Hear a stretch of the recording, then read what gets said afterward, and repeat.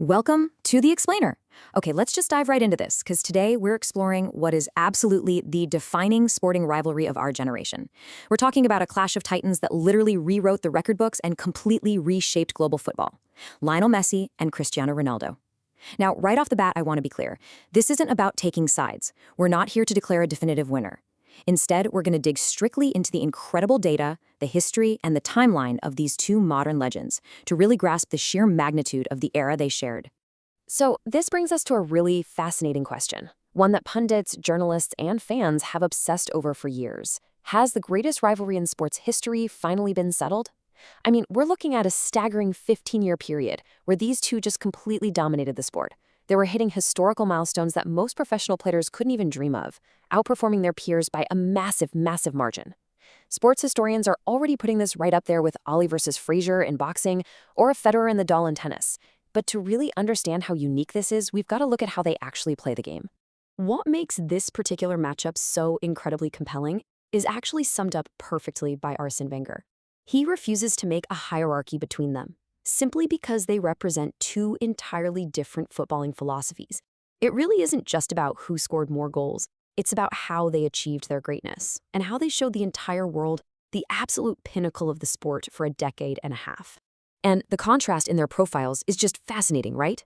On one hand, you've got Ronaldo. He's heavily praised for his incredible physical attributes, his relentless goal scoring, and his massive impact across multiple top-tier leagues, winning national top-tier club competitions in England, Spain, and Italy. Then, on the other hand, you have Messi. He's lauded for this mesmerizing combination of dribbling, elite playmaking, and goal scoring, along with his historic one-club dominance at Barcelona, where he spent the vast majority of his career. It's quite literally two completely different approaches to mastering the exact same sport. Okay, so let's look at the birth of a rivalry. Before they were trading records week in and week out, they were just two prodigious talents making their mark on the European stage. The real timeline kicks off back in 2007. That year, both players actually finished as runners-up for the Ballon d'Or behind AC Milan's Kaká. You could tell they were already knocking on the door of greatness. Then, April 2008, they have their very first meeting on the pitch during the Champions League semifinals. Ronaldo actually missed a penalty in the first leg, but his Manchester United side still advanced and eventually won the tournament. Fast forward to May 2009, in what was billed as a total dream clash in Rome. They meet in the Champions League final, and this time, Messi scores a rare header to secure a 2-0 victory for Barcelona. The stage was officially set. Which brings us right to the El Clasico peak, from 2009 to 2018. 9 unforgettable seasons. £80 million. That was the number that literally shook the football world. In the summer of 2009, Ronaldo's record-breaking move to Real Madrid put him directly into Messi's backyard. Suddenly, El Clasico was supercharged, entirely encapsulated by the individual battle between these two all-time top scorers for their respective, incredibly fierce rival clubs. And what happened next was just a rapid-fire arms race of one-upmanship. It was insane. On November 20, 2010, they both scored hat-tricks on the exact same day for the very first time. In 2012, Messi achieved something completely unthinkable, finishing the calendar year with an all-time record of 91 goals. Think about that for a second. Then in November 2014, within weeks of each other, they both broke Raul's long-standing Champions League goal-scoring record of 71 goals. It was just this relentless push for perfection. Every single time one set a benchmark, the other matched it or beat it. The skill on display was so spellbinding that it essentially broke the standard vocabulary of the broadcasters calling the games. Commentators like the legendary Ray Hudson literally had to push the boundaries of the English language, just inventing these wild, imaginative metaphors to describe the magic unfolding on the pitch.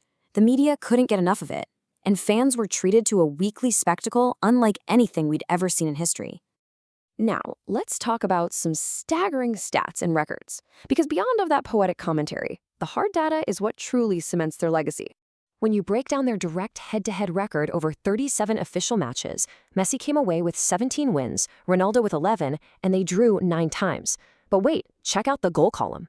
Across all those intense, super high-stakes matches, we're talking Champions League, La Liga, Copa del Rey, international friendlies, they both scored exactly 23 goals against each other.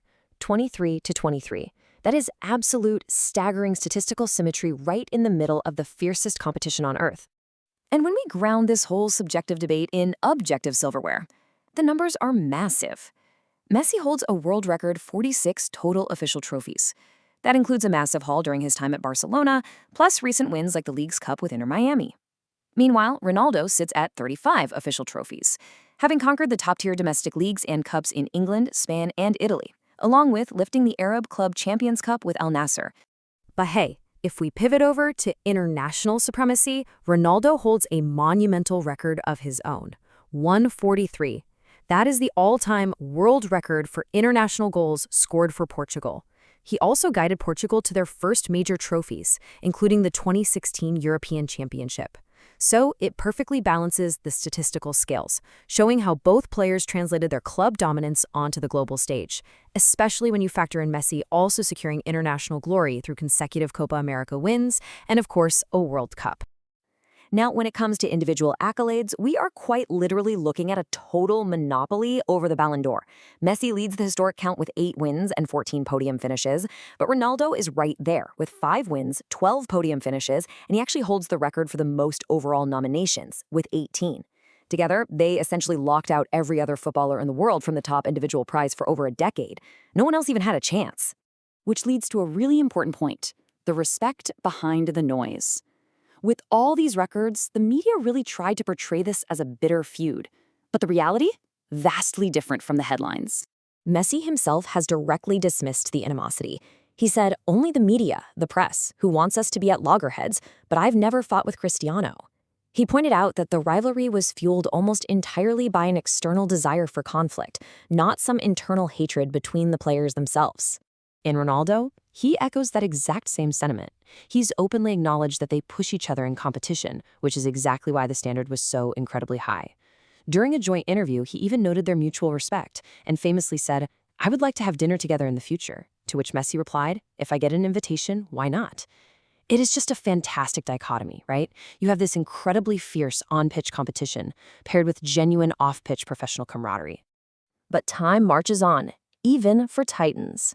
This brings us to the end of an era. We're really witnessing the final chapter of their incredible story now, as global football dynamics shift. In late 2022, Messi achieved his ultimate international triumph by leading Argentina to a World Cup win. By 2023, both of them had officially exited European club football, Ronaldo heading to Al Nassr in Saudi Arabia, and Messi to Inter Miami in the United States, popularizing the sport in 2 completely new regions. And then, we had the symbolic conclusion. In September 2024, for the very first time since 2003, neither Messi nor Cristiano were nominated among the 30 candidates for the Ballon d'Or. So that leaves us with this final thought. With their European chapters officially closed and their astonishing statistics permanently etched into stone, how will history ultimately remember the Messi-Ronaldo era? Was it about the trophies, the unbelievable goal tallies, the contrasting styles, or simply the fact that they pushed each other to be the absolute greatest versions of themselves? I'm going to leave that for you to decide. Thank you so much for joining me on this explainer, and definitely keep exploring the fascinating stories behind the numbers.